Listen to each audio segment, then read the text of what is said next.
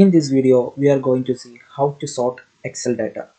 Here we have some movie title, genre, and writing. I'm going to sort this data based on this title. For that, first I have to highlight the entire table. Just click and drag mouse over the data, and then come to this editing option.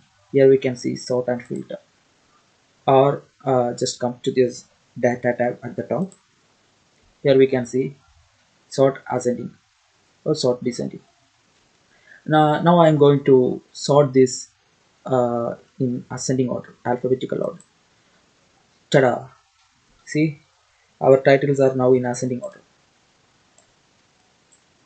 And now let's sort in descending order. For that, same like just highlight the entire data and just click this sort descending. And there you go.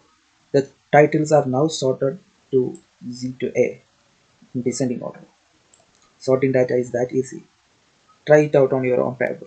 Thank you.